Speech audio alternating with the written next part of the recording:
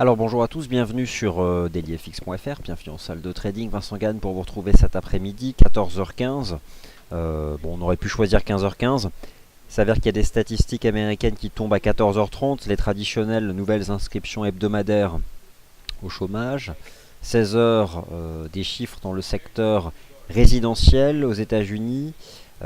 Les pending home sales. Alors concrètement, c'est une étape intermédiaire entre la signature du compromis de vente et l'acte de vente. Bref, dans tous les cas, on pouvait faire l'émission aux deux horaires. Nous la faisons donc à partir de 14h15. Je vous laisse prendre connaissance de l'avertissement légal, l'avertissement sur les risques. Nous allons parler de l'USD Yen, nous allons parler du dollar américain, nous allons parler des nouveaux plus hauts de 15 ans du marché action japonais, à travers notamment une actualisation de notre analyse technique sur l'indice Nikkei 225.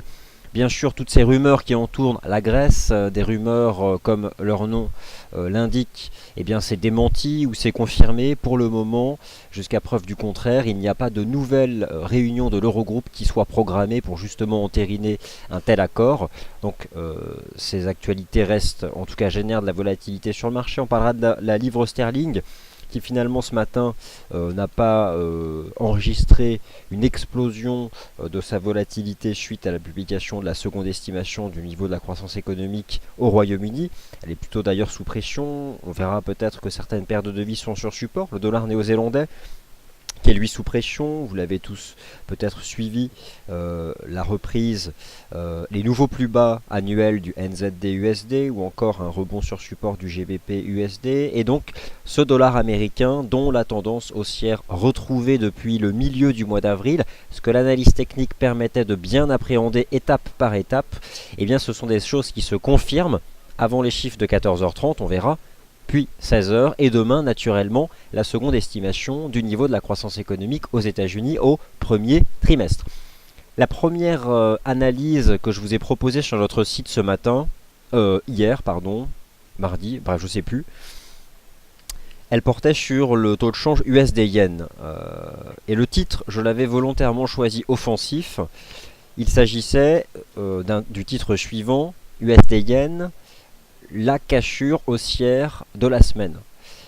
Alors pourquoi? Parce que ce signal a été donné dès la fin de la session asiatique le 26 mai, la cassure par le taux de change USD-Yen des sommets de l'année 2014, en lien naturellement avec la faiblesse du Yen, mais surtout en lien avec la force du dollar américain.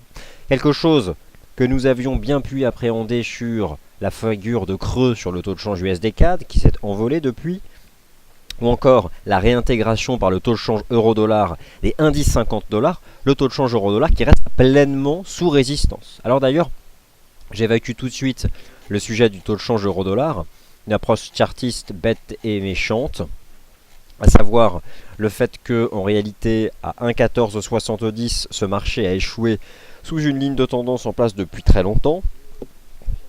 Et depuis le printemps dernier, concrètement, c'est justement à ce moment-là, lorsque le taux de change euro-dollar se situait sur les 1,1470 $, qu'en réalité, le dollar américain, qui est ici représenté par un indice synthétique, le fameux DXY, DXY, avait réalisé la semaine dernière, en données hebdomadaires, un puissant chandelier, un avalement haussier, permettant d'envisager un retour en direction des sommets annuels du dollar américain, dont la tendance haussière reste, vous le savez, le facteur technique dominant du marché. D'ailleurs, je vais revenir aussi largement sur la parfaite corrélation, je trouve actuellement, entre le taux de change USD-Yen et le Nikkei, par exemple. Mais il y a d'autres corrélations qui tendent à être assez nettes, celles qu'on peut par exemple retrouver depuis quelques séances entre le dollar américain et l'once d'or. XAU-USD, USD Index, USD-Yen, Nikkei. Voilà, je vais essayer d'en parler cet après-midi en pratiquant l'analyse technique conjuguée sur ces actifs. Le taux de change euro-dollar ce matin testait pour la première fois, et généralement le premier test agit, une ligne de tendance baissière. Pour tracer une ligne de tendance chartiste, on a besoin d'au moins 2 points, parce que sinon c'est difficile de tracer une ligne. Donc on attrapait le sommet du 18 mai, le sommet du 22 mai, ce qui permettait d'attraper une résistance ici à proximité des 1,0960. Alors il s'avère que le marché a fait 1,0951,5. J'ajoute sur ces chandeliers japonais en données 4 heures l'indicateur technique Ishimoku, que vous connaissez bien sûr, et je le paramètre en données journalières, mais tout en restant sur les bougies japonaises en données 4 heures. Et il s'avère que cette résistance chartiste était renforcée par la partie haute du nuage journalier Ishimoku, les cours l'ayant réintégré aux alentours du 25 mai. Donc, il y avait ce matin, en tout cas, une résistance technique, mais cela vous a été largement décrit dans le Good Morning CAC 40 et le Morning Meeting, permettant de... alors, on ne sait pas, on ne peut pas prévoir à un stade précoce les mouvements, mais en partant du principe qu'en effet, un trade à 50% de taux de réussite, et bien là, le risque financier était limité par un stop précisément au-dessus des 1,0960. Depuis, il y a eu un rejet d'environ 80 pips. Voilà le mouvement qui était à mettre en place en utilisant l'analyse technique justement ce matin. Voilà donc où se trouve pour le moment ce taux de change euro-dollar, mais revenons à nos moutons. J'avais commencé ce Wall Street Insider par le taux de change USD-Yen. Je vais continuer sur le FX, on va continuer sur les paires majeures. Ensuite, promis, la corrélation actuellement parfaite USD-Yen Nikkei, j'en parle. Je reviendrai sur le XAUUSD, puis je n'oublierai pas les indices boursiers bien sûr.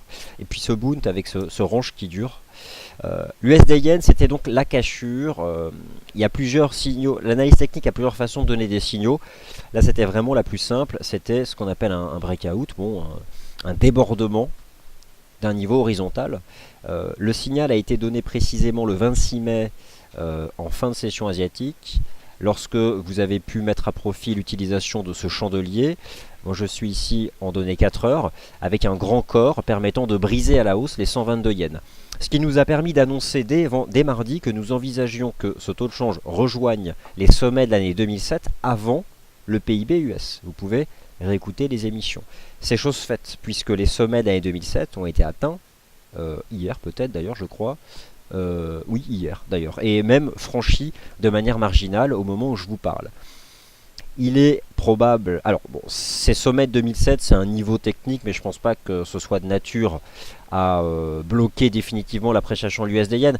L'USD-Yen est sorti par le haut d'un range qui a duré près d'un semestre. Je pense que ce marché va monter davantage.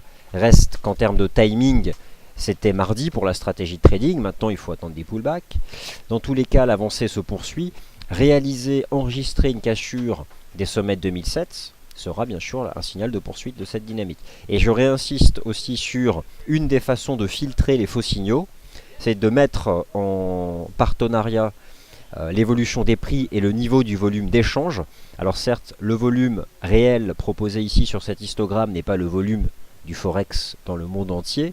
Il s'agit des trades réels réalisés par les clients FXECM dans le monde. En partant du principe que cet échantillon est suffisamment large pour être représentatif, on peut toutefois noter à peu près un doublement du volume d'échange réel par rapport à la moyenne qu'on pouvait observer depuis le 20 mars à la cassure justement de ces 122 yens. Donc là c'est vrai que je refais un peu l'histoire et qu'on arrive un peu à la bataille, mais admettons tout de même qu'on vous a fortement décrit le mouvement dès mardi matin en faveur justement d'une hausse en direction des 124 yens. Le fait d'avoir eu en début de semaine un tel signal sur l'USD-Yen a, je pense, deux conséquences. La première conséquence, elle est du côté de la catégorie des paires en yens. C'est à ce moment-là qu'on peut s'intéresser aussi à d'autres paires en yens qui sont susceptibles d'avancer davantage. On pourra peut-être voir où en est le GBP yen ou d'autres. Peut-être que l'euro yen est intéressant. Je jetais justement un œil tout à l'heure à l'euro yen. Et bien sûr, la corrélation qui est actuellement, je pense, forte. Je n'ai pas le coefficient exact, mais je pense qu'elle est actuellement importante entre le taux de change USD-Yen et l'indice boursier Nikkei 225. Donc je vais vous reproposer une analyse technique de l'indice boursier Nikkei 225, un marché sur lequel nous avons de manière presque continue maintenu des anticipations positives depuis le début de l'année, pour viser justement une résistance importante de l'année 2000. Alors, je vais chercher le graphique du Nikkei. Cet objectif a-t-il été fait? Pas encore. Sur le Nikkei 225, voici le niveau qui m'intéresse, c'est la résistance de l'année 2000 qui s'établit à 20 833 points. Mais dans tous les cas, en utilisant à nouveau l'analyse technique, un signal de cassure haussière avait été donné le 22 mai. Alors, vous noterez que le Nikkei 225 a réalisé des nouveaux sommets annuels avant que le taux de change USD-Yen ne réalise une cassure de ces sommets de l'année 2014. Mais le taux de change USD-Yen avait en fait, depuis justement le 19-20 mai, probablement du fait d'un retour des acheteurs sur le dollar américain, donné des signaux précurseurs qui permettaient d'envisager la cassure des 122. C'est fait et nous sommes déjà à 124 et au-delà. Le Nikkei 225 a désormais un premier support qui s'établit à 20 263. C'est simplement les règles chartistes de changement de statut. On franchit une résistance. Généralement, lorsque les prix s'en éloignent, ce niveau devient support. Et sous ce niveau, justement, se situe l'invalidation du mouvement en cours. Donc, je pense que le Nikkei a encore une probabilité forte de rejoindre les 20 800 points. En juin par exemple, peut-être cette semaine, peut-être ce soir, je ne sais pas, on verra. Petit bémol tout de même sur l'environnement des marchés actions asiatiques. La séance, depuis quelques heures, il y a de la vol sur le marché actions chinois. Il me semble d'ailleurs que Hong Kong et Shanghai ont abandonné entre 3 et 6% hier en fonction des indices. Il y a un début de volatilité, la hausse est linéaire. Il y a quelques chocs, ça peut gêner, mais on voit que ça gêne pas le Nikkei en fait, donc peu importe. Je pense que ça peut progresser davantage. Donc voilà, ça c'est ce que je pouvais vous proposer pour le moment sur ces paires de devises.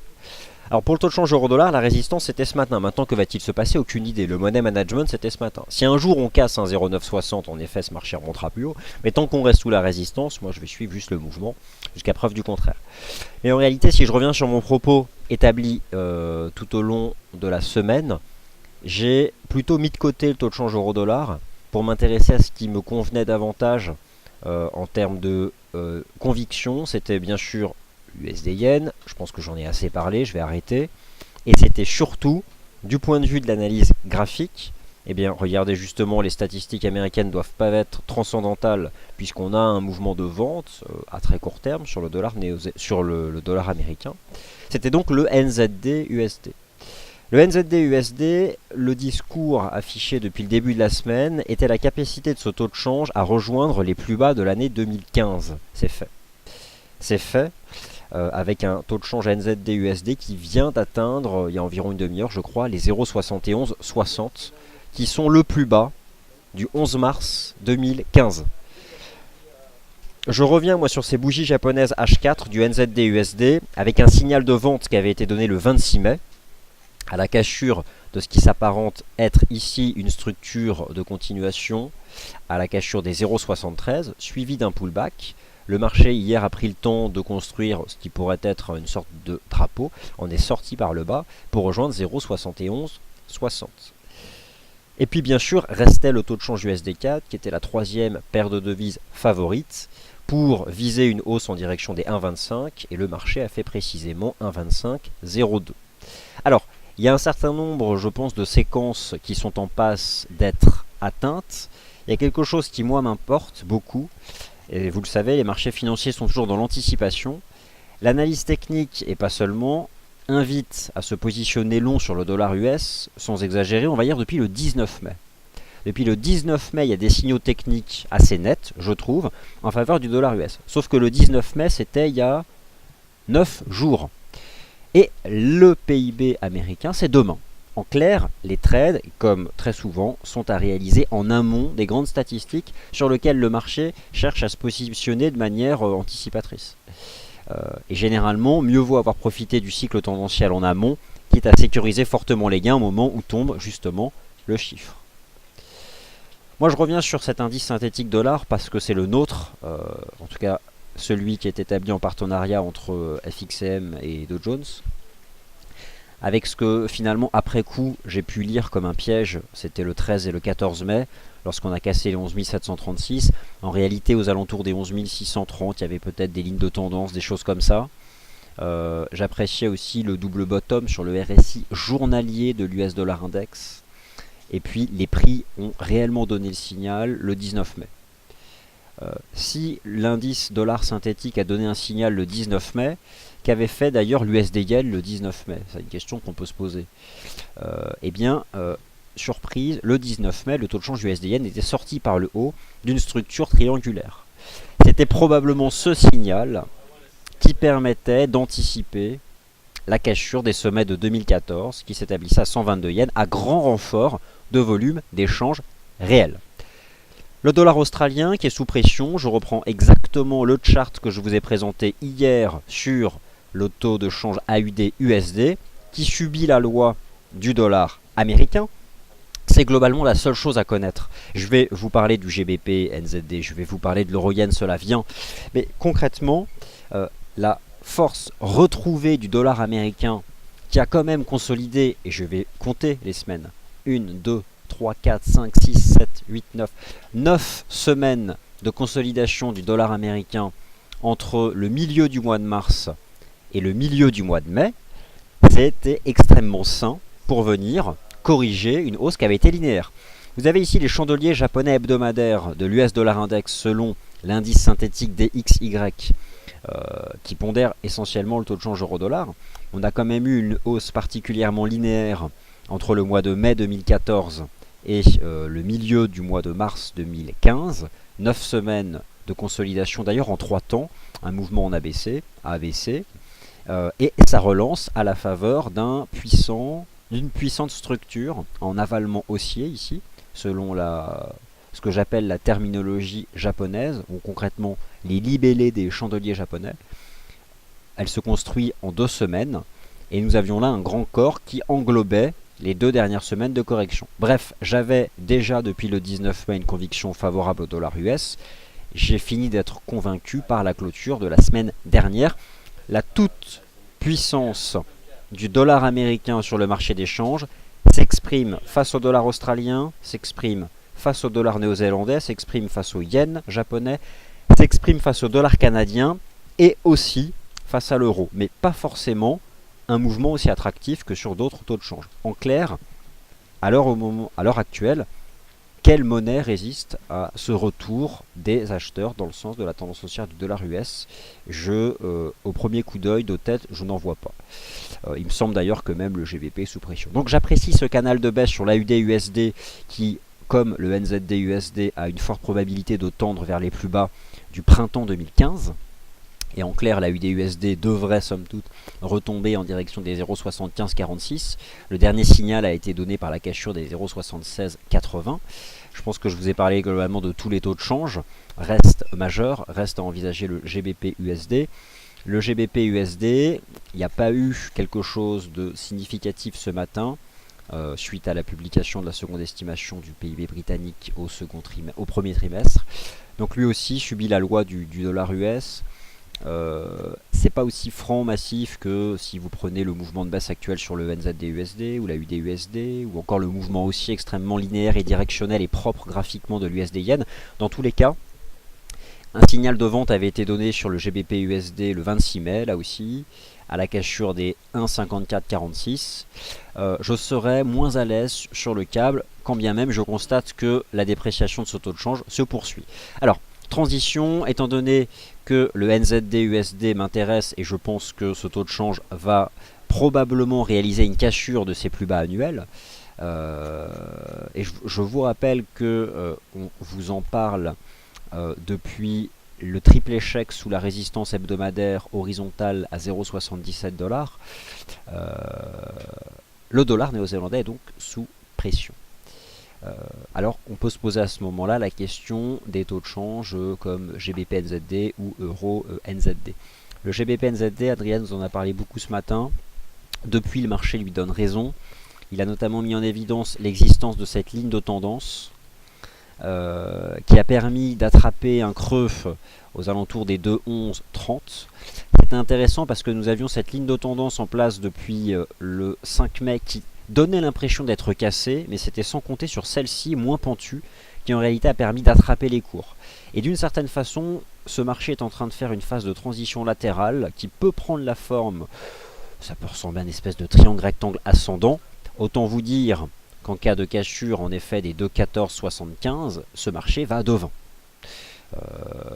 Donc ça c'est intéressant. J'apprécie aussi le comportement de l'indicateur technique RSI, mais le timing c'était ce matin. Maintenant si vous y êtes, la prochaine target c'est déjà de revenir en direction des 2,1480. Alors, le GBP AUD est en train de tester lui aussi ses sommets annuels.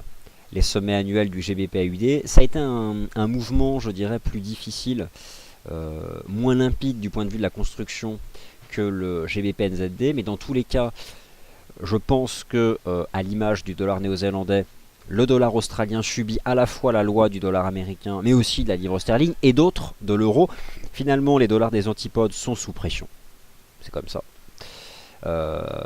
C'est pourquoi le plus beau mouvement baissier face au dollar US, c'est probablement aujourd'hui le NZD USD. Si le GBP AUD réalise une cassure des 2 dollars australiens, c'est un puissant signal d'achat, de poursuite de la tendance haussière. Il teste actuellement justement ces sommets à 2 dollars néo-zélandais. Après, naturellement, mieux vaut privilégier la poursuite de la tendance baissière de l'AUD USD dans le choix. Quant à l'euro AUD, il est vrai que ce marché est dans un vaste range entre 1,3715 et la moyenne mobile simple à 30 semaines. Alors cette moyenne mobile me plaît beaucoup. Vous êtes ici sur un graphique qui expose les bougies japonaises en données 4 heures. Ici, c'est un indicateur de tendance d'un horizon de temps nettement supérieur, mais qui agit sur les cours. La MM 30 semaines, c'est la cible à très court terme, c'est la cible immédiate qui se situe environ 30 pips au-dessus du niveau actuel des cours. Mais voilà, on arrive dans le haut d'un range, on a rebondi hier dans la partie basse d'un range, donc voilà. Le GBP CAD. Le GBP CAD, qu'en pensez au passage des chiffres concernant l'évolution du stockage de barils de pétrole aux États-Unis, comme chaque mercredi, sont attendus tout à l'heure. Se pose la question de la tenue de cette ligne de tendance haussière, qui est actuellement testée, qui l'était précisément tout à l'heure à 1,9060. C'est forcément moins attractif que d'autres taux de change, notamment que le GBP-NZD, ou encore que la tentative de cassure des 2 dollars australiens par le GBP-AUD, ou encore le mouvement de repli sur le GBP-USD. Mais au fond, tant qu'on tient cette ligne de tendance, je dirais que tant qu'on tient les 1,9050, on peut tout à fait envisager la relance de ce marché. Après, admettons tout de même que le dollar canadien s'est fortement déprécié tout au long du mois de mai. Peut-être que le dollar canadien va profiter de mouvements favorables à court terme, j'en sais rien, mais voilà, au-dessus des 1,9050, c'est... En fait, moi, j'en sais rien. Enfin, je fais pas les cours. Mais le raisonnement, il est le même que sur le taux de change euro-dollar ce matin. Ce matin, dans nos points de marché, nous avons constaté l'existence de tout un tas de résistances aux alentours des 1,0960. C'est pour ça que nous avons eu ce biais baissier. Sur le GBP4, ce sera la même chose. On constate la présence d'un support et un niveau qui nous semble intéressant sur le très court terme pour positionner et gérer son risque sous les 1,9050. C'est pourquoi ce discours est tenu.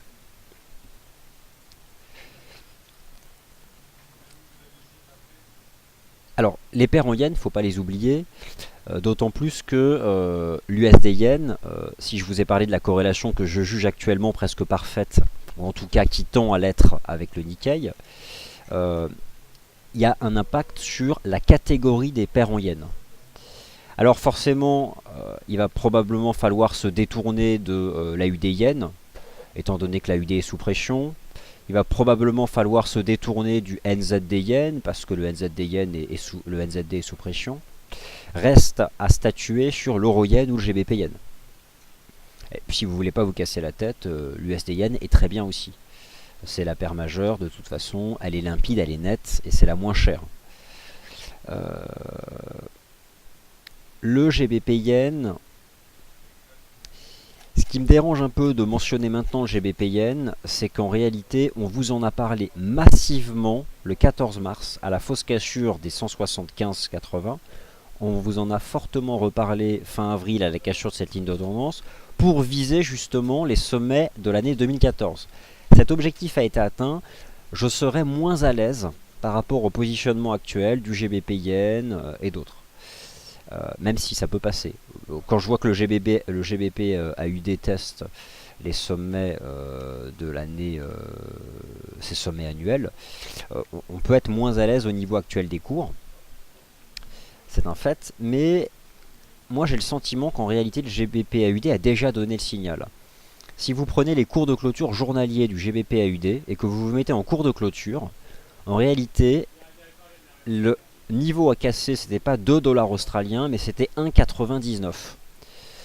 D'une certaine façon, je repasse en chandelier japonais, je pense que le GBP AUD a peut-être déjà donné un signal d'accélération en débordant les 1,99. Alors la meilleure façon de le savoir, c'est que si un pullback a lieu sur 1,99, c'est de tenter d'initier dessus une stratégie d'achat. Mais dans tous les cas, il y a quand même un niveau qui est sacrément important à 2 dollars australiens. D'une part, c'est un chiffre, c'est un nombre entier, 2 c'est un nombre entier. Bon, voilà. Mais bon, ça donne quand même le sentiment de vouloir passer. Et de toute façon, c'est vrai que c'est difficile d'avoir un scénario et de viser les 2,20 par exemple sur le GBP NZD en pensant que le GBP AUD resterait coiffé par les deux. Donc il y a quand même un scénario de double cassure haussière sur ces deux crosses. Je dirais essentiellement du fait de la faiblesse du dollar australien et du dollar néo-zélandais. C'est pas réellement la livre sterling, je pense, qu'il a. Faudrait que je regarde l'indice synthétique, mais voilà, je vois plutôt les choses comme ça. Alors, l'euro-yen. Bonne question. L'euro-yen vous intrigue. L'euro-yen, ce n'est pas l'USD-yen, c'est sûr. L'euro-yen, je le vois encore comme un range entre 133 et 136,70. Alors c'est certain, le niveau des 133 a bien agi. On a quand même un mouvement positif.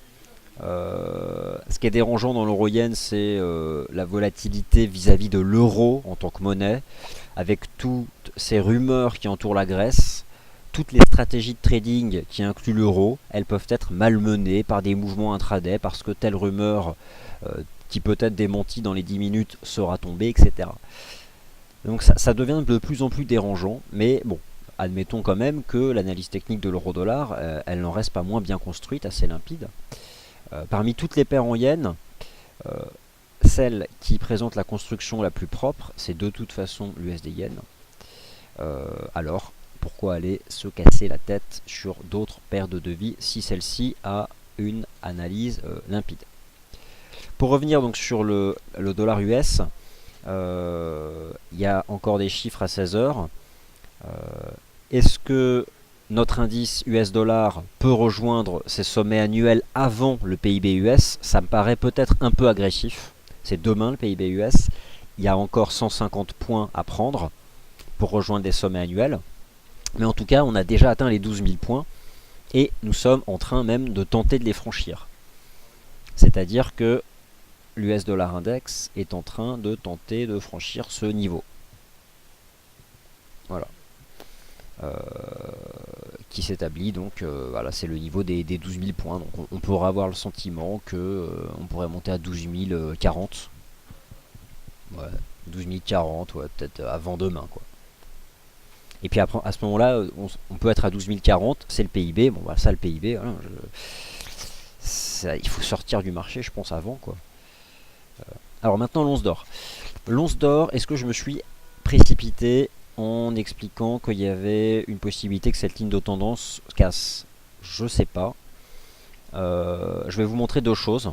Première chose, en temps réel, et c'est un indicateur avec lequel vous pouvez personnaliser la plateforme, la fameuse table de corrélation entre les différents actifs disponibles sur la plateforme. Celle-ci, elle s'établit sur 10 jours. Je l'ai volontairement mis sur 10 séances, parce que sur 10 séances, le coefficient de corrélation entre l'US dollar index et le XAUUSD est de moins 0,94. Donc en clair, cela signifie que depuis le 18 mai, la hausse du dollar US est source de baisse pour le XAUUSD. Étant donné que le dollar US fait des nouveaux tops là aujourd'hui, c'est vrai que la ligne de tendance sur l'once d'or, elle n'a pas cassé, elle est là. La ligne de tendance, elle est là. Elle n'a pas cassé encore. Mais mon propos hier, c'était de dire que je ne souhaitais pas l'acheter. Enfin, l'acheter. Considérer qu'elle était intéressante. Après, c'est vrai qu'on la tient toujours. Mais pour moi, elle est en risque. on pourrait retomber en direction des 1178. Voilà, mais bon, c'est vrai que pour l'instant on est dessus. Alors il y a quelque chose qui me gêne, c'est le XAG USD.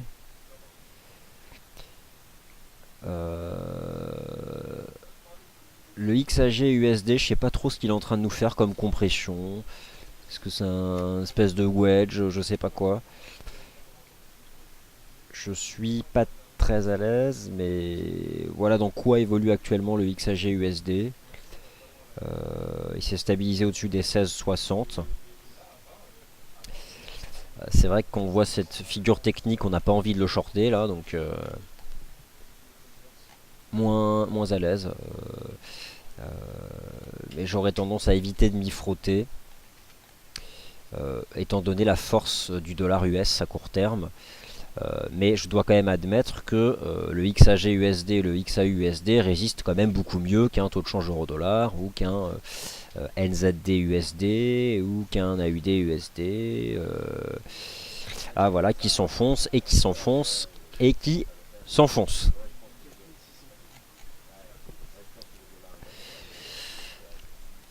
Alors, donc pour le taux de change euro-dollar, c'est pareil. Est-ce qu'on peut aller chercher cette ligne de tendance avant demain? Ça me paraît un peu agressif, d'autant plus qu'elle passe, aux alentours des 1,0630 $. Ça paraît quand même nettement bas, 1,0630 $.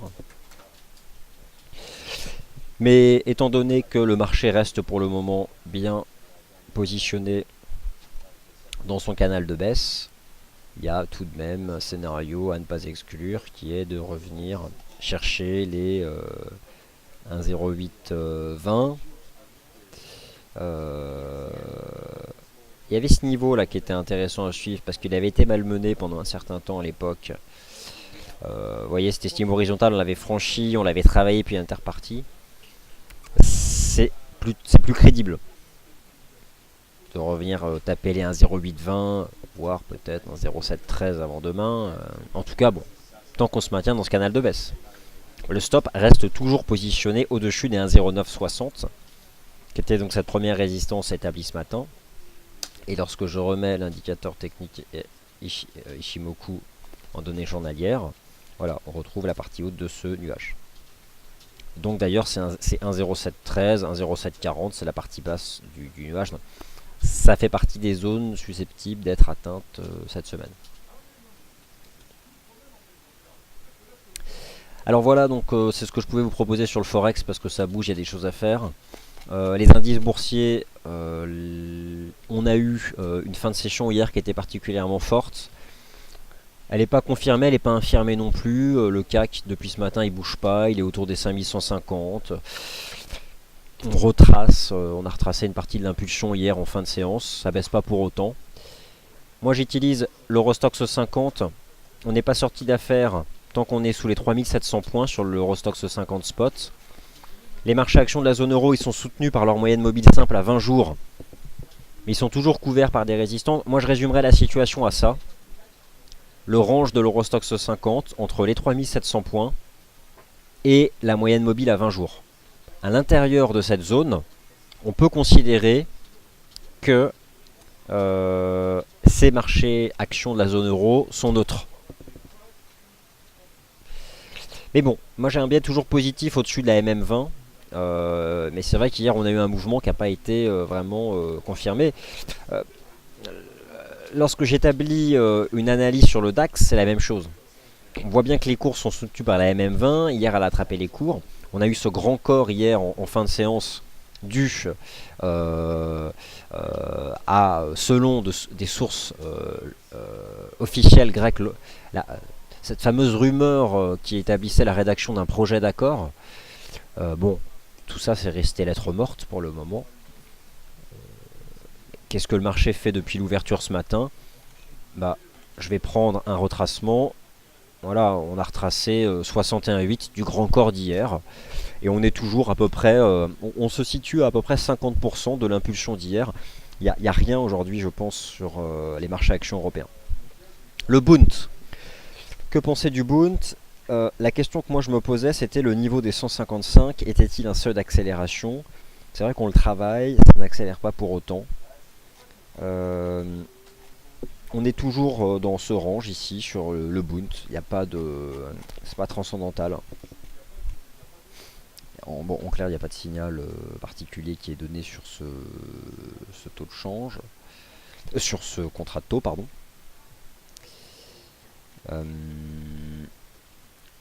L'USD CAD peut-il aller au-delà? Il y a une star. Il y a alors l'USD CAD, déjà il y a la formation d'un support à 1,2436. Si vous prenez la ligne de tendance qui attrape ces deux sommets ici, ça permet d'établir un objectif à 1,2560. Donc il y a quand même une probabilité non négligeable qu'on y aille sur ces 1,2560, d'autant plus que les pétroles sont sous pression, que le Brent a cassé hier un support à 63 dollars et je pense que le Brent va se replier en direction des 61,30, mais probablement 60. Sauf surprise, choc, cet après-midi du côté de l'évolution des stocks de pétrole aux États-Unis, j'ai le sentiment que le pétrole peut encore baisser à court terme. Et d'ailleurs, ces deux marchés sont à nouveau couverts par la moyenne mobile simple à 20 jours, qui peut maintenant leur tomber dessus. Après, il n'y a pas un décalage énorme aujourd'hui, il faut l'admettre. Ok, alors, je vais répondre à vos questions en me mettant ici donc sur le US Dollar Index, Dow Jones FXM Dollar Index.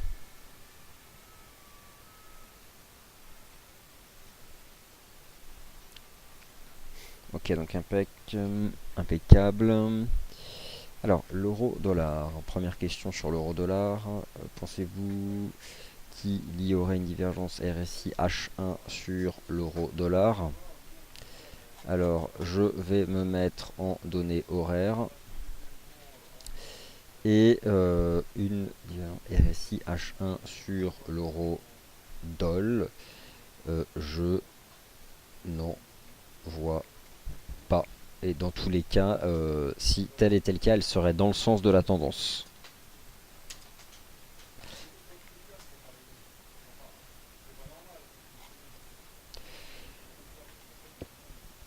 Je suis sur le taux de change euro-dollar en H1. On a quand même davantage le sentiment que on peut retomber en direction des 1,0815, enfin des plus bas là. On a quand même un scénario qui commence à ressembler à ce que le marché avait fait le 22 mai, quoi.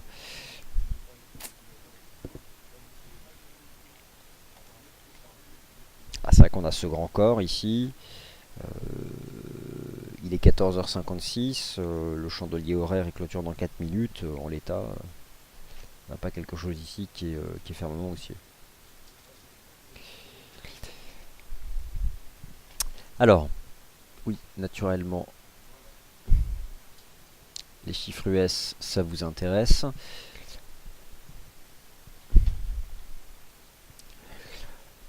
Donc les chiffres US, oui, c'était 282 000 nouvelles inscriptions hebdomadaires au chômage. Et sinon c'est 16 heures pour les pending home sales. Dans tous les cas, mauvais chiffre ou pas mauvais chiffre, ça a plutôt soutenu le dollar américain. Alors sur l'argent, vous me soulignez l'importance de la moyenne mobile à 20 jours. Alors je vais l'ajouter. Moyenne mobile à 20 jours. Voilà, on va se la mettre en grand écran. Donc sur le graphique intraday, je la paramètre ici en données journalières. Ok, intéressant en effet. Donc les cours sont couverts par la MM20, donc l'idée c'est que tant que ces cours sont couverts par la MM20, le risque est de baisser, mais je suis un peu gêné par cette compression chartiste. Moi concrètement sur le XAG USD, si je devais vous donner une opinion, je serais complètement neutre entre 16,60 et 16,80. Le XAG USD, quand il va sortir du range 16,60, 16,80, va probablement connaître une impulsion. Donc en effet, on peut le délimiter par le plus bas sur les prix et cette MM 20 jours disposée là donc sur les bougies japonaises H4. Donc merci pour cette remarque. Ça profite à tous.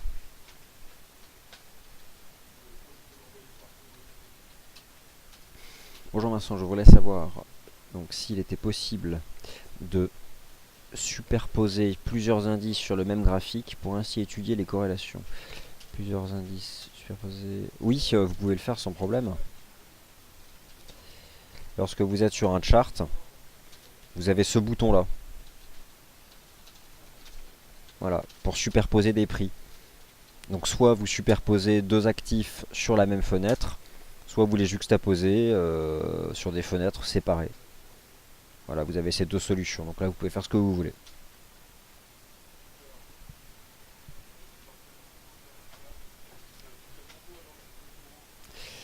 Alors l'USD Yen, forcément ne montera pas en ligne droite. Il a atteint une cible, les sommets de l'année 2007, les 124 yens, qui était d'ailleurs la cible envisagée en début de semaine. Il teste une résistance, en tout cas un niveau de prix. Il n'est pas sur support, je suis d'accord. Ça c'est un fait. Va-t-il à un moment ou à un autre revenir tester des supports? C'est presque sûr. Mais est-ce qu'il va le tester précisément? Beaucoup en début de semaine attendaient un pullback sur 122, puis un pullback sur 123,30. Bon, maintenant qu'on a atteint 124, peut-être qu'on fera le pullback, mais peut-être pas. Dans tous les cas, pour le moment, on peut envisager peut-être une phase de stabilisation sous les 124,15, jusqu'à ce que, après une dérive à plat, les premières lignes de tendance viennent soutenir l'avancée des cours.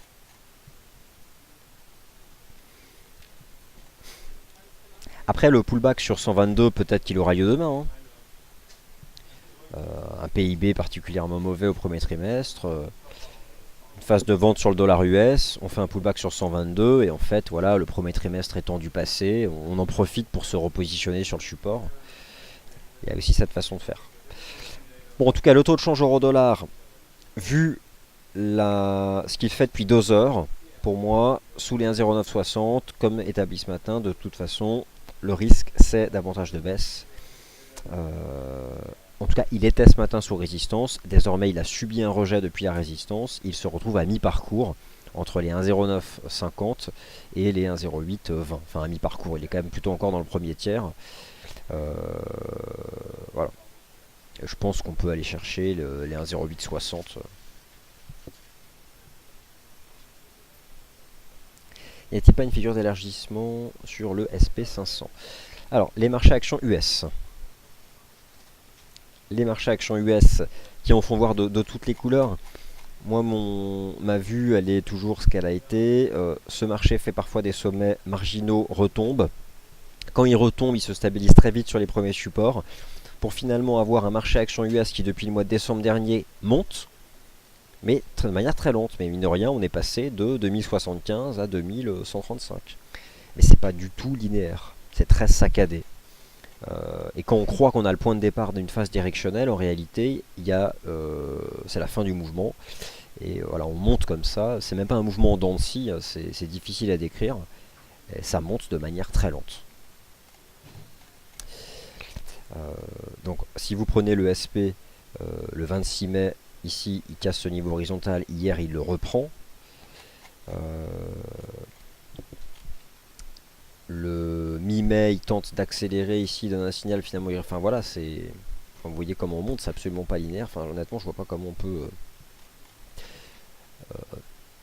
gérer des positions sur ces indices US.